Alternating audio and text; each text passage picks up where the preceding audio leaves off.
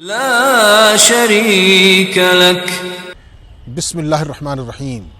الحمد لأہلہ والصلاة لأہلہا. قال عز وجل فی کتابہ المحکم اعوذ باللہ من الشیطان الرجیم وللہ علی الناس حج البیت من استطاع الیہ سبیلا ومن کفر فإن اللہ غنی عن العالمین. صدق اللہ مولانا العظیم. خواتین و حضرات، حج کے مقدس ایام کا اب آغاز ہونے جا رہا ہے اور پوری دنیا سے حجاز محترم کی طرف سفر کی تیاریاں زور و شور سے جاری ہیں. وہ خوش نصیب جن کو اللہ تعالیٰ نے امسال حج کی سعادت بخشی ہے، وہ عازم حج ہو رہے ہیں اور محو سفر ہیں. اب حج اصل میں، جیسا کہ تمام مسلمان واقف ہیں، اسلام کا سب سے آخری اور 5واں رکن ہے. حج کی فرضیت باقاعدہ رسول رحمت صلی اللہ علیہ وسلم پر سن 9 ہجری میں ہوئی. اس کے بعد رسول اکرم صلی اللہ علیہ وسلم نے خلیفہ اول حضرت ابوبکر صدیق رضی اللہ تعالیٰ عنہ کو امیر حج بنا کر حرمین شریفین یعنی حج کی ادائیگی کے لیے مدینہ طیبہ سے مکہ مکرمہ روانہ فرمایا. اس کے بعد حضرت علی کرم اللہ تعالی وجہہ تشریف لے گئے. خصوصی اللہ کی وحی اتری سورہ توبہ، جس کی تشہیر اور اشاعت کرنی تھی، اور پھر سن 11 ہجری میں رسول کائنات حضرت محمد مصطفیٰ صلی اللہ علیہ وسلم نے جو حج فرمایا، جس حجۃ الوداع بھی کہا جاتا ہے، اور کم و بیش 1,40,000 صحابہ کرام کا قافلہ آپ کے ساتھ ہے. اس مرحلے پر آپ نے جو خطبہ دیا، اس میں یہ بات بھی آپ نے واضح کر دی کہ حج کے فرائض، مناسک، احکام سب کچھ مجھ سے سیکھ لو، شاید اگلے سال تمہارے ساتھ ملاقات ہو یا نہ ہو. چنانچہ حج کے تعلق سے رسول اکرم صلی اللہ علیہ وسلم نے عملی طور وہ سب کچھ کر کے دکھایا. صحابہ کرام نے اس کی نقل اتاری، اور پھر وہ تمام مناسک اور حج کے جو ارکان ہیں، فرائض ہیں، واجبات ہیں، سنن ہیں، مستحبات ہیں، ان تمام چیزوں کی بڑے پیمانے پر تشہیر اور اشاعت ہوئی. حج چونکہ زندگی میں ایک ہی بار فرض ہے مسلمان پر، عاقل، بالغ، مرد، عورت، شہری، مقیم، صاحب حیثیت، صاحب استطاعت، جو اپنے وطن سے خانہ کعبہ تک کے سفر کی استطاعت رکھتا ہو، گنجائش رکھتا ہو، اس پر حج فرض ہو جاتا ہے. اور سورہ آل عمران کی جو مقدس آیت کریمہ میں نے بھی تلاوت کی ہے، اس کا مفہوم یہی ہے. اللہ تعالیٰ فرماتے ہیں کہ وَلِلَّهِ عَلَى النَّاسِ حِجُّ الْبَيْتِ مَنِ اسْتَطَاعَ إِلَيْهِ سَبِيلًا، کہ اللہ تعالیٰ نے ہر اس فرد پر، مسلمان پر حج کو فرض قرار دیا ہے جو خانہ کعبہ تک کے سفر کی استطاعت اور سفر کی گنجائش رکھتا ہو. استطاعت اور گنجائش سے مراد یہی ہے کہ جب تک وہ سفر میں ہے، اس کے گھر والے، اس کے اہل و عیال، ان کے جو اخراجات ہیں وہ سب وہ پورے کر سکتا ہو، اور کوئی دشواری پریشانی نہ ہو، کسی طرح کا قرض نہ ہو، کوئی اور اس طرح کی رکاوٹ نہ ہو جس سے حج کے سفر میں پریشانی پیش آ سکے، تو اس پر حج زندگی میں فرض ہے. پھر اللہ تعالیٰ آگے فرماتے ہیں کہ فَإِن كَفَرَ، جس نے اس سفر کا یعنی حج کا انکار کیا، فَإِنَّ اللَّهَ غَنِيٌّ عَنِ الْعَالَمِينَ، تو اللہ کی جو ذات ہے وہ بے نیاز ہے. لوگ کچھ بھی کریں، کچھ بھی کہیں، جو بھی ان کا رویہ ہو، عمل ہو، اللہ کی ذات تو بے نیاز ہے. اب اس آیت مقدسہ کی وجہ سے بعض مفسرین اور محققین یہ بھی فرماتے ہیں کہ من کفر سے مراد کہ جس نے حج کا انکار کیا، تو وہ تو ظاہر اسلام کے دائرے سے خارج ہو جائے گا. لیکن اگر انکار وہ نہیں کرتا ہے اور صرف طبیعت کی سستی، کہالت اور نفس کے فریب اور کسی اور وجہ سے وہ حج کو ٹالنے کی کوشش کرتا ہے، تو گویا کہ اس نے بھی حج کا انکار کیا. اور ایسے شخص کے لیے پھر اللہ کے رسول صلی اللہ علیہ وسلم نے جو وعید فرمائی، جو ارشاد فرمایا، وہ تمام ان مسلمانوں کے لیے ایک لمحہ فکریہ ہے جو استطاعت کے باوجود، صاحب حیثیت ہونے کے باوجود، مالی وسائل ہونے کے باوجود، گنجائش ہونے کے باوجود حج نہیں کرتے ہیں، تو فرمایا کہ چاہے وہ یہودی ہو کر مرے یا نصرانی ہو کر مرے، اس سے فرق نہیں پڑتا۔ اس کا یہ مطلب ہوا کہ حج کتنا عظیم فریضہ ہے اور اس کی کتنی اہمیت ہے، اس کا کتنا ایک اونچا مقام ہے اسلامی شریعت میں۔ یہاں میں اپنے ناظرین کے سامنے یہ بھی عرض کرنا چاہوں گا کہ حج روز اول سے اللہ تعالیٰ نے فرض قرار دیا ہر امت پر، ہر ملت پر، اور تمام انبیاء علیہ السلام کا جو مشترکہ عبادت کا مزاج رہا، اس میں حج جیسا فریضہ بھی ادا کرنا ہے۔ چنانچہ ابو البشر سیدنا حضرت آدم علیہ السلام سے لے کر جناب امام الانبیاء خاتم النبیین محمد مصطفیٰ صلی اللہ تعالیٰ علیہ وسلم تک ہر پیغمبر نے حج کا فریضہ انجام دیا ہے۔ بلکہ بعض روایات میں یہ بھی آتا ہے کہ ہر پیغمبر نے پیدل حج کیا ہے، اپنے وطن سے جہاں ان کی بعثت ہوئی، جہاں انہوں نے رسالت کا پیغام پہنچایا، وہاں سے وہ چلے حجاز مقدس، خانہ کعبہ، حرم پاک، اور حج کی سعادت انہوں نے حاصل کی۔ ہمارے ناظرین اچھی طرح واقف ہیں کہ جہاں خانہ کعبہ ہے، حرم پاک ہے، یہ وہ جگہ ہے کہ اللہ نے اس کائنات کو جب پیدا فرمایا، زمین کو بچھانے کا عمل شروع ہوا، تو حدیث پاک میں رسول رحمت صلی اللہ علیہ وسلم نے اس کی توضیح کی، فرمایا کہ جس طرح سے ایک روٹی کا پیرا بنتا ہے پہلے، پھر وہ پھیلائی جاتی ہے روٹی، اسی طرح سے زمین حرم پاک سے، خانہ کعبہ سے پھیلائی گئی اور پوری کائنات میں زمین پھیل گئی، جہاں جہاں تک زمین کی وسعت ہے، کشادگی ہے، لیکن بنیاد خانہ کعبہ۔ اور پھر یہ بھی حدیث میں فرمایا گیا کہ جب اللہ تعالیٰ نے حضرت آدم علیہ السلام کو دنیا میں اتار دیا، جنت سے ان کا اخراج ہو گیا، معاملات سب کو معلوم ہیں، وہ تشریف لائے تو ان کے دنیا میں آنے کے ساتھ ساتھ اللہ تعالیٰ نے خانہ کعبہ کو جنت سے مکہ مکرمہ میں حرم پاک کے اندر اتارا، اور یہ اللہ تعالیٰ نے ہدایت دی کہ یہ میری پرستش اور عبادت کا گھر ہے، اور پہلی بنا ہے وہ جس سے حضرت آدم علیہ السلام نے بنیاد ڈالی اور اس کی عبادت کرتے رہے، جس کو علامہ اقبال نے بھی فرمایا ہے کہ دنیا کے بت کدے میں پہلا وہ گھر خدا کا، ہم اس کے پاسباں ہیں وہ پاسباں ہمارا۔ حرم پاک یا خانہ کعبہ ہمارے خوش نصیب حجاج کرام جو اللہ کے گھر کی زیارت کو جا رہے ہیں، حج کا فریضہ انجام دینے جا رہے ہیں، کتنی بڑی سعادت ان کے لیے ہے۔ وہاں وہ ایک فرض پڑھیں گے تو 1,00,000 فرض کا انہیں اجر ملے گا۔ ایک روزہ کوئی مکہ مکرمہ کے اندر رکھے تو 1,00,000 روزوں کا اجر و ثواب، 1 روپیہ اللہ کے راستے میں خرچ کرے تو اسے 1,00,000 روپے کے اللہ کے راستے میں خرچ کرنے کا اجر و صلہ۔ تو نیکیوں کا اتنا بڑا گراف بڑھ جاتا ہے۔ مقدس جگہ، اس کی وجہ یہی ہے کہ اللہ کی تجلیات کا مرکز ہے وہ، اور جہاں خانہ کعبہ ہے، حدیث پاک میں رسول اکرم صلی اللہ علیہ وسلم نے فرمایا کہ جہاں اوپر عرش اعظم ہے، اللہ تعالیٰ کا عرش، کرسی، جہاں اللہ تعالیٰ کی انوارات کی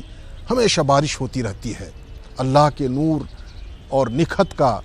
جہاں ایک طرح سے ورود ہوتا رہتا ہے، نزول ہوتے رہتا ہے، ٹھیک اسی کے سیدھ میں زمین پر خانہ کعبہ ہے۔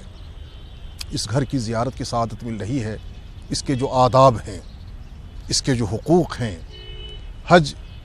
کرنے کے حوالے سے جو فرائض ہیں اور جو ذمہ داریاں ہیں، ان پر گفتگو کی جائے گی۔ لیکن میں سب سے پہلے یہ عرض کرنا چاہوں گا اپنے تمام عازمین سے، حجاج کرام سے بڑے ادب احترام کے ساتھ، کہ وہ اس سفر محمود میں نکلنے سے قبل یہ ذہن نشی کریں کہ وہ کتنے خوش نصیب ہیں کہ اللہ کے گھر کی انہیں زیارت نصیب ہو رہی ہے۔ قرآن مجید میں اللہ تعالیٰ نے اعلان فرمایا ہے کہ جب خانہ کعبہ کی حضرت ابراہیم علیہ السلام نے بنیاد استوار کی، چونکہ ہمیں معلوم ہے کہ حضرت آدم علیہ السلام کے بعد جب طوفان نوح آیا ہے تو خانہ کعبہ اس میں شہید ہو چکا ہے، بالکل منہدم ہو چکا ہے۔ حضرت ابراہیم کو پھر اسی بنا پر تعمیر کا حکم ملا۔ ابراہیم نے خانہ کعبہ کی بنیاد ڈالی، اور جب خانہ کعبہ کی تکمیل ہو گئی، اپنے فرزند کے ساتھ انہوں نے ان کو مکمل کیا، تو اللہ تعالیٰ نے حکم دیا کہ آپ اعلان کریں کہ اس گھر کی زیارت کو لوگ دنیا بھر سے آنے کی کوشش کریں۔ حضرت ابراہیم نے عرض کی باری تعالیٰ، یہ بے آب و گیا میدان، یہاں نہ کوئی آبادی ہے، نہ کوئی بستی ہے، نہ آواز پھیلانے کا کوئی ذریعہ ہے، یہاں سے میں کس طرح آواز بلند کروں؟ اللہ نے حکم دیا کہ آپ کا کام اعلان کرنا ہے حضرت ابراہیم نے اعلان کیا، تو حدیث میں فرمایا گیا کہ جو شخص جہاں تھا، یہاں تک کہ قیامت تک جو لوگ پیدا ہونے والے ہوں گے، جو ماں کے شکم میں ہوں گے، جو باپ کے صلب میں ہوں گے،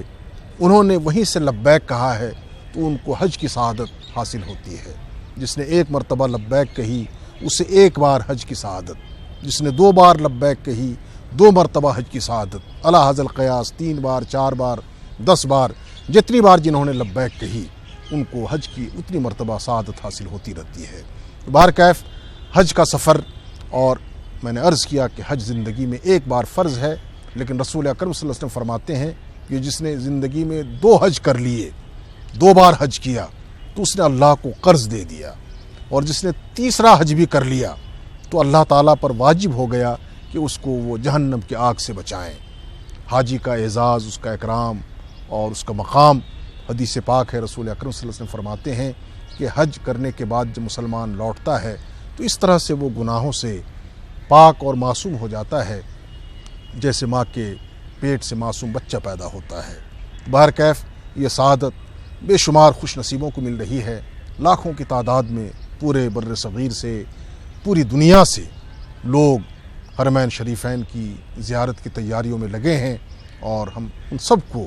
دلی تہنیت اور مبارکباد پیش کرتے ہیں۔ اللہ تعالیٰ نے انہیں موقع دیا اور انہیں یہ سعادت بخشی کہ وہ اللہ کے گھر کی براہ راست زیارت کریں، اللہ کے گھر میں لبیک اور لبیک کا ترانہ بلند کریں، اور اللہ کے حضور جا کر براہ راست وہ معافی کا پروانہ لے کر آ جائیں۔ اس لیے کہ حاجی اتنا اس کا اہم مقام ہے، اتنی اس کی عظمت ہے کہ جا بجا اللہ تعالیٰ نے ایک تو قرآن مجید میں حج کے حوالے سے ہدایات دی، پھر ان ہدایات کی مزید توضیح اور تشریح اور تفصیل جناب امام الانبیاء حضرت محمد مصطفیٰ صلی اللہ علیہ وسلم نے اپنے ارشادات میں فرمائی ہیں۔ تو ایک حاجی کو سفر میں روانگی سے قبل اولاً تو یہ کرنا ہے کہ جتنے حقوق اس کے ہیں اس کو وہ ادا کرنے کی کوشش کرے۔ ایک ہے حق اللہ اور ایک حق العباد۔ مثلا حج سے قبل اگر حقوق العباد کچھ اس کے ذمے ہیں، پڑوسی سے اس کے تعلقات کچھ کشیدہ ہیں، کسی کا کوئی قرض ہے، کسی کا کوئی دین ہے، کسی کے ساتھ کوئی معاملہ ہے، ان تمام چیزوں کو کلیئر کر لیا جائے، تمام چیزوں کو صاف کر کے، اور پورے اللہ تعالیٰ کو حاضر و ناظر جان کر اور یہ سمجھ کر کہ ایک عاشقانہ سفر ہے، ایک ایسا سفر ہے جو آخرت کی یاد دہانی کرانے والا سفر ہے، وہ سفر کی تیاری کرے، اور پھر جب وہ نکلے گا تو 2 رکعت نماز پڑھے اپنی مقامی مسجد شریف میں، اگر وہاں مسجد پاک نہیں ہے تو اپنے گھر میں، اور پھر وہ خاص دعا جو سفر کی دعا ہے وہ پڑھ کر وہ اپنے گھر سے نکلے، اپنے گھر والوں کو، اہل و عیال کو اللہ تعالیٰ کے سپرد کرے، اور یہ وہ سوچے اور یہ سمجھے کہ میں ایسے سفر میں جا رہا ہوں جہاں بس اللہ کی مجھے خوشنودی حاصل کرنی ہے۔ ایک ایک قدم پر نیکیاں۔ اب وہ گھر سے نکل رہا ہے، اس کے عزیز و اقربا اسے رخصت کر رہے ہیں، دوست احباب اسے وداع کہہ رہے ہیں، وہ اب سفر کی تیاری کر رہا ہے، اور پھر مسئلہ سب کو معلوم ہے، جب ہم سفر کے پہلے مرحلے پہ داخل ہوں گے تو جہاں سے میقات ہوگا وہاں سے ہمیں احرام باندھنا ہے، اور اس کے بعد پھر ہمارا سفر شروع ہوتا ہے، اور پھر ہم اس مقدس سفر کی طرف چل پڑتے ہیں۔ اب چونکہ آج لاکھوں کی تعداد میں لوگ اس سفر کو جا رہے ہیں، حکومتی انتظامات ہیں، کچھ خوش نصیبوں کو پہلے مکہ مکرمہ لایا جاتا ہے، کچھ کو پہلے مدینہ طیبہ لے جایا جاتا ہے۔ ابھی چونکہ کافی وقت ہے حج کے ایام میں، لیکن حج کی شروعات اس لحاظ سے ہو چکی ہے، قرآن مجید میں اللہ تعالیٰ نے جس طرح فرمایا الحج اشہر معلومات، کہ حج کے ایام، اس کے مہینے، اس کے اوقات، دن، یہ سب بالکل واضح ہیں، کلیئر ہیں۔ تو اصل حج تو ذی الحج کے بالکل پہلے ہفتے کے آخری ایام میں شروع ہوگا، لیکن شروع کی جو تیاریاں ہیں، اس سفر میں جو دشواریاں پیش آ سکتی ہیں، ان چیزوں کو، ان تمام نزاکتوں کو بھی ایک عازم کو، ایک سفر محمود میں جانے والے کو ذہن میں رکھنا ہے۔ سفر کے بارے جیسا کہ کہا جاتا ہے کہ سفر بہرحال ایک قطعۃ من النار، جیسے آگ کے گولے سے کھیلنا ہے۔ اگرچہ آج سہولیات بہت ہیں، کوئی پریشانی زیادہ نہیں ہوتی،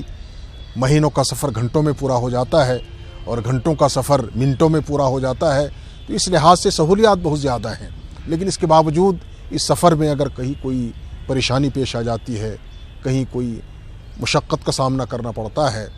تو عازم کو، حاجی کو صبر اور تحمل کا مظاہرہ، برداشت کا مظاہرہ جو ان کے رفقائے کرام ہیں، جن کے ساتھ وہ ہیں، ان کے ساتھ حسن سلوک، بہتر رویہ، اور کوشش کریں کہ ایک دوسرے کی خدمت کرنا، تاکہ یہ سفر ہر لحاظ سے ایک میٹھا سفر ہو، ہر لحاظ سے زیادہ ایک عازم اور حاجی اجر و ثواب اپنے دامن میں لا سکے۔ تو حج کا سفر شروع ہو رہا ہے، حقوق آپ نے ادا کر لیے، اور سفر کی طرف اب آپ کا پورا دھیان، پوری آپ کی توجہ ہے، اور یہ تصور کریں کہ اب اللہ تعالیٰ نے آپ کو اپنے گھر میں بلا لیا ہے، خاص مہمان ان کے آپ بن رہے ہیں۔ اور یہی وجہ ہے رسول کائنات صلی اللہ علیہ وسلم فرماتے ہیں کہ ایک حاجی جب حرم پاک کے اندر داخل ہوتا ہے، مکہ مکرمہ پہنچتا ہے، تو خانہ کعبہ پر اس کی نظر پڑتی ہے تو نگاہ پڑتی ہی اس کے گناہ معاف کر دیے جاتے ہیں۔ کتنی بڑی سعادت! اور پھر روزانہ اللہ تعالیٰ کے رسول حضرت محمد مصطفیٰ صلی اللہ علیہ وسلم فرماتے ہیں کہ 120 رحمتیں اللہ کی خانہ کعبہ پر اترتی ہیں، ان میں سے 60 رحمتیں خاص طور پر حرم پاک کے طواف کرنے والوں پر اترتی ہیں۔ ان رحمتوں کے آپ مورد بن رہے ہیں، ان رحمتوں کا آپ پر بارش ہونے والی ہے، اس لحاظ سے آپ کو ایک ایک پل اللہ کی رضا کے لیے وہاں گزارنا ہے، اللہ کی خوشنودی کی خاطر۔ مثلاً آپ پہنچ گئے مکہ مکرمہ، جہاں آپ کا قیام ہے، آپ کوشش کریں کہ ہر نماز آپ حرم پاک کے اندر ادا کریں، کوئی جماعت چھوٹنے نہ پائے، زیادہ سے زیادہ طواف، اور خانہ کعبہ پر نظر پڑتے ہی لبیک اللہم لبیک کی صدائیں بلند کرنا، یہ ترانہ بلند کرنا، یہ تمام چیزیں لوازمات میں سے ہیں۔ اس کے بعد پھر وقوف عرفہ ہوگا، اور عرفے میں قیام ہی اصل حج ہے، پھر منا اور مزدلفہ، اور پھر سعی صفا و مروہ کی، پھر اس کے بعد طواف وداع،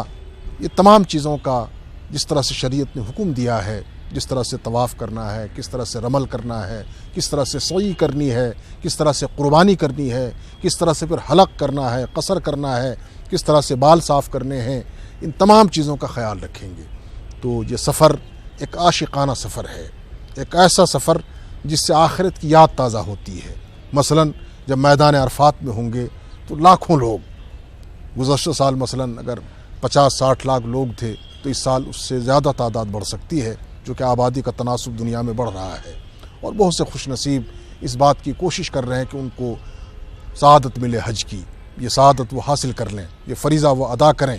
تو اس مرحلے پر انتہائی صبر و ضبط، ہمت کا مظاہرہ، اور پھر عرفات کے میدان میں قیام، اور وہاں جو ذمہ داری ہیں ان کو پورا کرنا، جو مناسک ہیں، جو وہاں کے رسومات ہیں ان کو ادا کرنا، ان تمام چیزوں کا خیال رکھنا کہ کوئی چیز اسلامی شریعت کے خلاف نہ ہو جائے۔ جو تعلیم اور ہدایت رسول رحمت صلی اللہ علیہ وسلم نے دی ہے اسی طرح سے آپ کا حج ہو، اور اللہ تعالیٰ قبول فرمائے، حج مبرور ہو جائے، وہ حج مقبول ہو جائے، اس بات کی کوشش ہو۔ تو آپ بہرحال پہلے مکہ مکرمہ پہنچے ہیں، یا حکومتی جو نظام ہے اس کے تحت آپ کو اگر مدینہ طیبہ لے جایا گیا ہے، جہاں شہنشاہ کائنات حضرت امام الانبیاء محمد مصطفیٰ صلی اللہ علیہ وسلم کی آرام گاہ ہے، گنبد خضرا ہے، مسجد نبوی صلی اللہ علیہ وسلم ہے، جہاں 1 رکعت نماز آپ پڑھیں گے تو 50,000 رکعت کا ثواب ہے۔